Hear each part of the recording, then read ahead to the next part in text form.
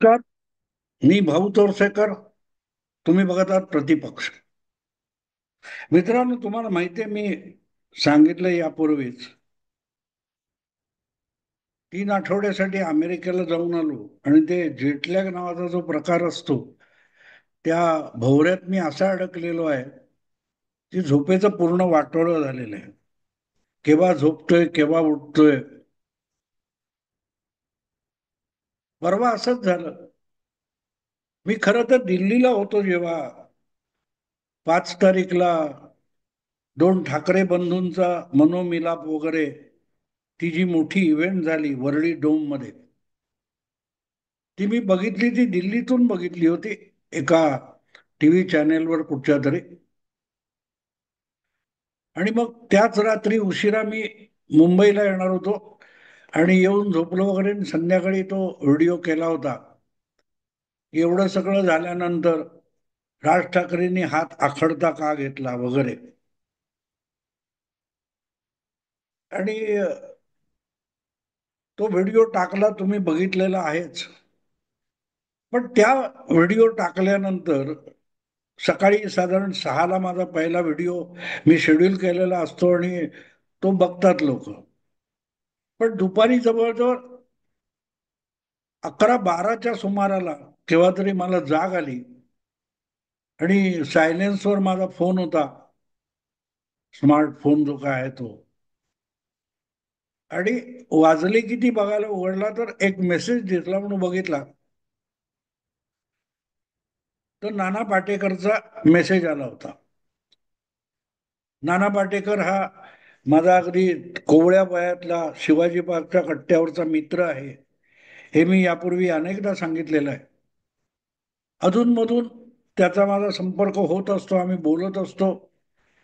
Video बघून सुद्धा. आणि नाटकाच्या क्षेत्रातल्या अनेकांना माझे व्हिडिओ नानाने पाठवले आणि त्यातले अनेक जण माझे फॉलोअर झालेले आहेत कला क्षेत्रातले.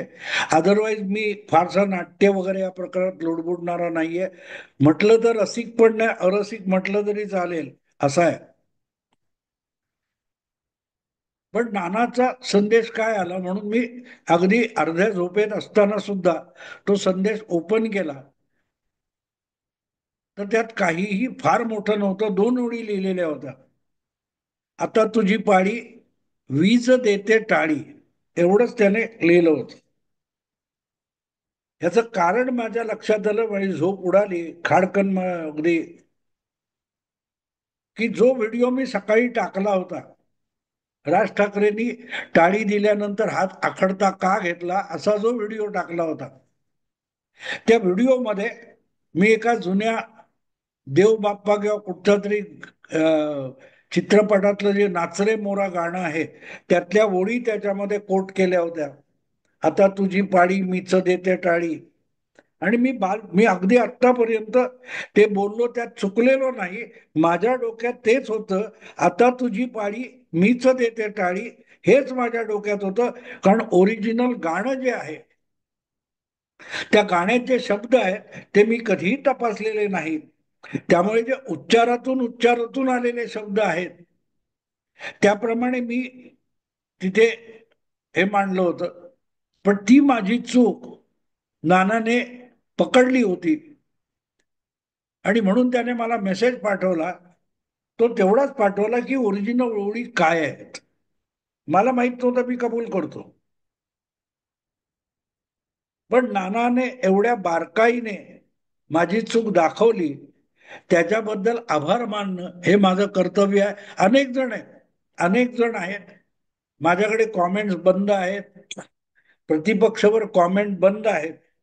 आणि त्यामुळे अनेकांची तक्रार असते की आम्हाला आवडलं तरी सांगायचं असतं, खटकलं तरी सांगायचं असतं, पण तुम्ही कॉमेंट बंद ठेवल्यात. त्यामुळे मी इतर कोणाच्या हिंदी किंवा इतर कुठच्या मराठी युट्यूबच्या ह्याच्यात गेलो तर त्याच्या खाली कॉमेंटमध्ये अनेक सूचना दिलेल्या असतात, शिव्या सुद्धा घातलेल्या असतात. हे जे ट्रोलिंग चालतं, शिवीगाळ चालते, यासाठीच मी माझ्याकडे कॉमेंट बंद ठेवल्या. आणि त्याचा खुलासा मी यापूर्वी अनेकदा केलेला आहे की कोण शिव्या घालतो याला मी काडीची किंमत देत नाही. पण त्यांची शिव्या घालण्याची जी तोंड आहेत ती कॉमेंट बंद असल्यामुळे बंद असतात आणि त्यांचा तडफडाट होतो. मला तो आवडतो. आणखीन एक कारण आहे की एकदा कोणीतरी खाली येऊन मूर्खासारखं ट्रोलिंग करण्यासाठी शिव्या घातल्या की माझे समर्थक असतील किंवा त्यांचे विरोधक असतील ते सुद्धा उलट्या सुलट्या कॉमेंट सुरू करतात आणि मूळ ज्या विषयावर तो व्हिडिओ आहे त्या विषयावर बोलणं लिहिणं बाजूला पडतं आणि ते मला आवडत नाही. कोणीही माझ्या विरुद्ध भूमिका असलेले असोत किंवा माझं समर्थन करणारे असोत त्यांची सुद्धा ऊर्जा एकमेकाला शिव्या घालण्यात वाया जाऊ नये ही माझी भूमिका आहे. आणि त्यामुळे चांगलं आहे म्हणून तर लोक ऐकतात, ही उघड भूमिका आहे. पण ज्यांच्याकडे माझा फोन नंबर असेल किंवा माझी ईमेल असेल असे अनेक लोक आहेत की जे मला माझी चूक दाखवतात किंवा माझ्याकडून जर अर्धवट माहिती दिली गेली असेल तर त्याचा तपशील सांगण्याचेही कष्ट घेतात. आणि ते कष्ट घेतात म्हणजे ते त्यासाठी ईमेल लिहितील किंवा फोन मेसेज वगैरे करतील किंवा अगदी इतरत्र जाऊ नये. इतर ज्या युट्यूब चॅनेलवर मी कधी कधी जातो, माझ्या मुलाखती वगैरे घेतल्या जातात, संवाद पॉडकास्ट असतो, तिथेही खाली येऊन लोक अशा काही कॉमेंट करतात आणि त्यातून मला मेसेज मिळतो. पण डोक्याला दगदग मला नको असते. ही माणसं जी ट्रोलिंग करणारी असतात ते तुम्हाला विचलित करणारे असतात. त्यांचा हेतू मुद्दा खोडण्याचा नसतो. पाकिट मिळालं का आणि काय काय काय काय बोलतात. आता सगळ्यांना माहिती आहे की भाऊ तोरसेकर कुठच्या नेत्यांना भेटत सुद्धा नाही. एखाद्या जाहीर कार्यक्रमामध्ये कुठचेही नेते भेटले त्यांच्याशी बोलणं चालणं होतं, पण त्या पलीकडे नेत्यांशी माझा संवाद नसतो. मी कोणाला फोन करत नाही आणि एखादा कुठून फोन आला तर मी त्यांच्याशी बोलतो. पण मी होऊन कोणाला फोन करत नाही कुठच्या गोपनीय माहिती मिळावी किंवा आतली बातमी मिळावी, अजिबात नाही. अरे कोणाला सल्ले पण देत नाही. अनेक जण म्हणतात किंवा तुम्हाला मी सगळ्यांना अशा राजकीय नेत्यांना नेहमी एक उदाहरण सांगतो की बाबा सल्ले मी देत नाही, कारण माझ्या सल्ल्यावर कोणीही कोणाचं राजकारण करू नये. जो काय सल्ला वाटत असेल तुम्हाला तो मी जाहीररित्या बोलत असतो.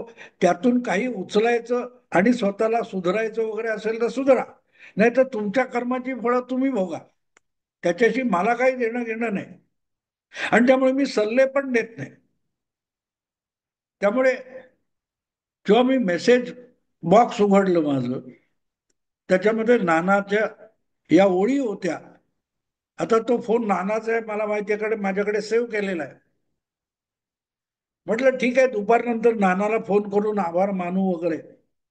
पण 2 तासात मी चहा वगैरे घेऊन जरा झोपेतून शुद्धीत येतोय तेवढ्यात नानाचा फोन आला आणि बोलणं झालं. त्याला म्हटलं चांगलं केलंस तू. तर नानाने स्वतःही सांगितलं अरे मी पण बालपणापासून मीच मीच देते टाळी म्हणत आलेलो आहे, त्यात काय मोठं नाहीये. नाही पण मला कळायला आवश्यक होतं आणि ते नानाने केलं. पण एक गोष्ट माझ्या लक्षात आली की नाना हा परफॉर्मिंग आर्टिस्ट आहे. तो नाटक संवाद त्याचं दृश्य रूप यामध्ये इतका 40 वर्ष मुरलेला आहे की एक एक शब्द त्याचा एक एक काना मात्रा त्याच्यानुसार त्या शब्दाचा होणारा उच्चार, तो मराठीत होणारा हिंदीत होणारा किंवा आणखीन कशात होणारा उच्चार, या बाबतीत तो जितका सजग आहे तेवढे आम्ही बडबड करणारे जे असतो ते नसतो. आणि म्हणून अनेकदा त्या शब्दावर पण यापूर्वी सुद्धा एक दोनदा नानाने शब्दावर सुद्धा माझ्याशी हुज्जत केलेली आहे आणि मी त्याला मानतो. बरोबर आहे त्याचं. पण अर्थातच जेव्हा आम्ही व्हिडिओ बनवतो ते सिनेमा नाटका इतकं परफेक्शन नसतं. ते तात्पुरतं जसं उकडलेल्या भाज्या किंवा काय करून त्या तव्यावर भाजीपाव बनवतात, बुर्जी बनवतात, त्यासारखी पत्रकारितेचं जे स्वरूप आहे ते दीर्घकाळ टिकणाऱ्या साहित्याचं स्वरूप नाहीये. त्यामुळे अशा चुका होऊन जातात, ओघात होऊन जातात. अनेकदा अपुरी माहिती असते किंवा आपली माहिती चुकीची असते. कधी कधी ओघामध्ये चुकीचं बोललं जातं, नंतर लक्षात येतं. त्यामुळे नानाचे आभार मानण्यासाठी हा मी व्हिडिओ केलाय. आणि एकटा नाना नाही, निरंजन शुक्ला नावाचे एक माझे श्रोते आहेत, पाठीराखे आहेत, फॉलोअर आहेत, त्यांनी सुद्धा ईमेल करून नेमक्या त्यात ओन ओळी काय आहेत हे मला सांगितलं. मला हे आवडतं मित्रांनो, चूक दाखवणं आवडतं. शिव्या घालणं वेगळं आहे, कारण मी अजेंडा चालवत नाही. मला जे प्रामाणिकपणे वाटतं ते मी नेहमी सांगत असतो. पण जे मला पटलेलं नाही, मी आता नाव सांगणार नाही कुठल्या नेत्याचं, पण गेल्या विधानसभा निवडणुकीच्या एक दीड महिना आधी लोकसभा निवडणुका संपल्या होत्या आणि विधानसभा निवडणुका व्हायच्या होत्या. अशा वेळेला मी एक व्हिडिओ केला होता आणि तेव्हा महायुतीतल्या एका सर्वोच्च नेत्याचे काय असेल त्यांची प्रसिद्धीचं काम करणारी एक कंपनी असेल, त्या कंपनीचे प्रतिनिधी मला फोन करून भेटायला आले आणि त्यांनी मला आग्रह केला की तुम्ही एवढं केलंय याचं काय. म्हटलं मी कसलं काही घेत नाही म्हटलं. नाही नाही, पण तुम्हाला खर्च, म्हटलं कसला खर्च, युट्यूब फुकट मला ते अपलोड करायला देतो, युट्यूबवर जाहिराती पडतील त्याचं उत्पन्न युट्यूब कडून मला मिळतं, तर खर्च कसला. मला कुठलाही खर्च आलेला नाही आणि मी कोणाकडूनही खर्च घेत नाही. जेव्हा ते आग्रह करायला लागले तेव्हा त्यांना सांगितलं की आता तुम्ही बोलताय यावर त्या नेत्याच्या विरोधात मला व्हिडिओ करावा लागेल, कारण मी असला उद्योग करत नाही. जी गोष्ट मला पटलेली नाही तो अजेंडा म्हणून मी चालवत नाही. एखादी गोष्ट मला पटलेली असावी लागते. आणि याचं एक उदाहरण तुम्हाला सांगतो.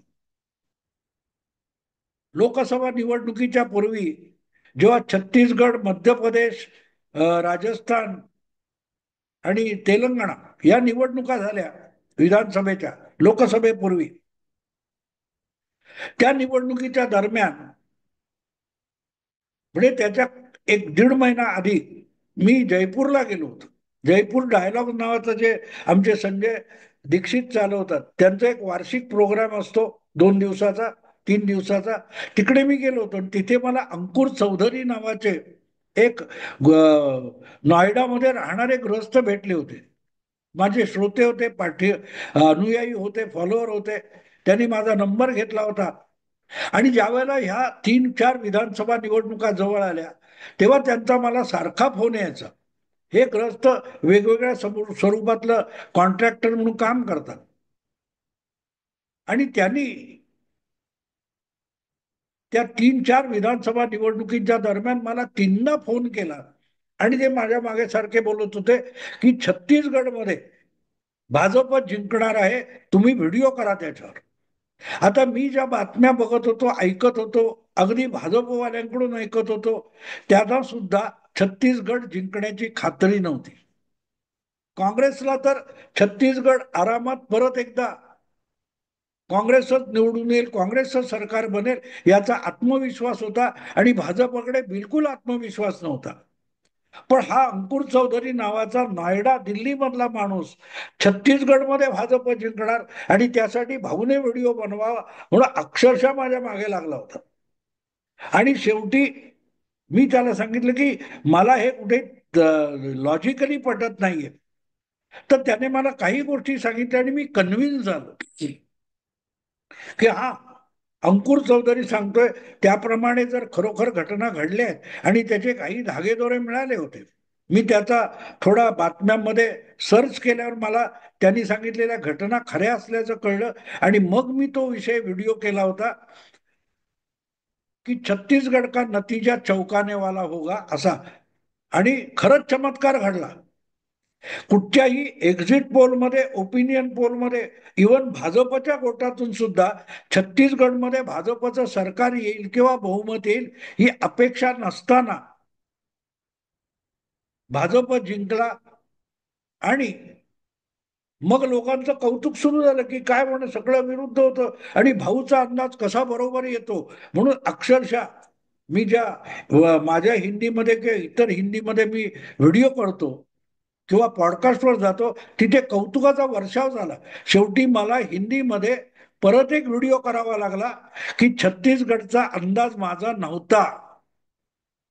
ते अंकुर चौधरी या माणसाने अत्याग्रह धरल्यामुळे आणि त्यांनी मला कन्व्हिन्स केल्यामुळे मी तो व्हिडिओ केलेला आहे. पण ते आकलन माझं नाही.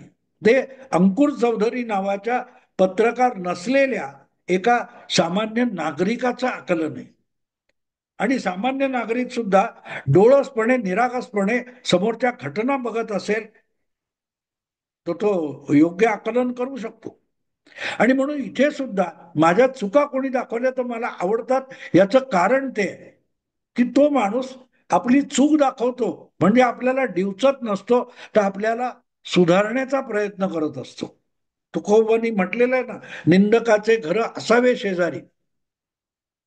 तेव्हा टीकाकार किंवा विश्लेषक यांनी एक गोष्ट लक्षात घ्यायची असते, तुम्हाला कुठल्या तरी नेत्याच्या विरुद्ध आकसाने बोलणं योग्य नाही. त्या नेत्याच्या चुका दाखवा, त्याला त्या दुरुस्त करायला भाग पाडा. अर्थात त्या भाग पाडा म्हणजे काय, त्याने त्या चुका स्वीकारल्या तर तो दुरुस्त करणार. उद्धव ठाकरेंना मुख्यमंत्री झाल्यापासून मी अनेक सल्ले जाहीरपणे दिलेले आहेत, मी काय कुठे फोन करून सल्ला दिलेला नाही.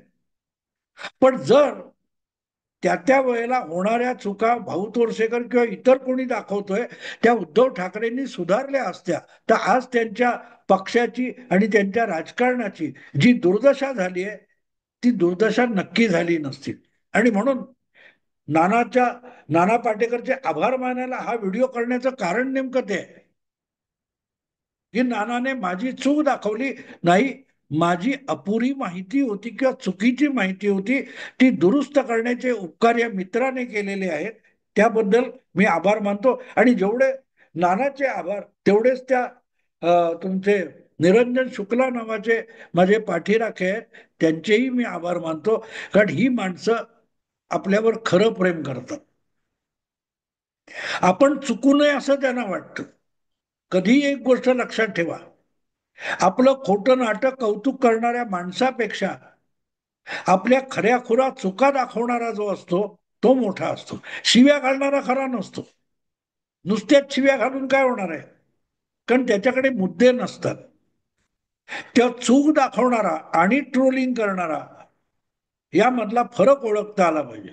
तेव्हा नाना, जाहीररित्या तुझे आभार मानतो. आता इथेच सांगतो, आवडलं लाईक करा, शेअर करा आणि प्रतिपक्षाला सबस्क्राईब करा. नमस्कार.